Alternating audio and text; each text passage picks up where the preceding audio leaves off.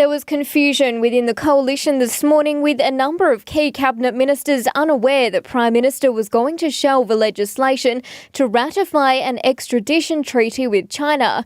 Malcolm Turnbull called opposition leader Bill Shorten this morning, informing him of his decision, while his colleagues beefed up the treaty in front of the media. Foreign Minister Julie Bishop has been embarrassed, to say the least. She held a press conference earlier this morning when she said this. Very much in our national interest for us to have an extradition treaty with China because we want to ensure that we can continue to have a very close relationship. Just a few hours later, we heard from Ms Bishop again. This morning, the Australian government decided not to proceed with the ratification of the extradition treaty with China. The legislation would never have passed through the lower house, with Labor, the Greens, Independent Senator Cory Bernardi, One Nation and the Nick Xenophon team all saying they would vote against the move. Shadow Attorney General Mark Dreyfus says Labor wants to see a full and wide-ranging review of the Extradition Act.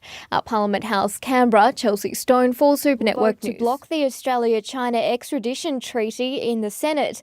The treaty was signed 10 years ago but is yet to be ratified. Labor believes the treaty raises human rights and legal questions, but Prime Minister Malcolm Turnbull says that if it doesn't go ahead, our relationship with China could be undermined. Meantime, One Nation leader Pauline Hanson has changed her mind about her party's stance on the Fair Work Commission's decision to slash Sunday penalty rates.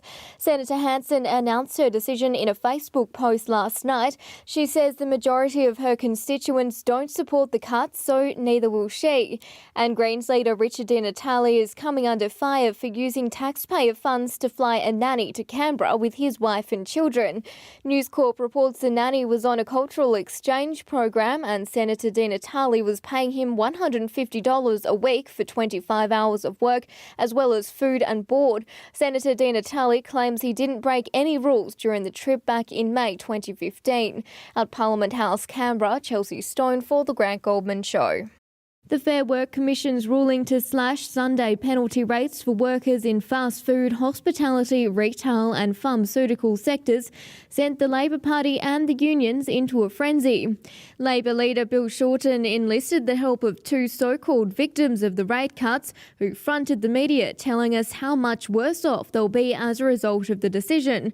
One of those was Trent Hunter. He claimed he'll be $109 worse off every week, but his employer Coles has told News Corp that Trent has signed an enterprise agreement, meaning his pay packet will remain as is. It's certainly cast a shadow over Mr Shorten's promise to do everything in his power to remedy the decision, but the coalition has put the responsibility back on Mr Shorten because he was actually the Workplace Relations Minister in the Gillard government at the time the penalty rates review was established. Prime Minister Malcolm Turnbull says Mr Shorten is desperate to blame anyone but himself.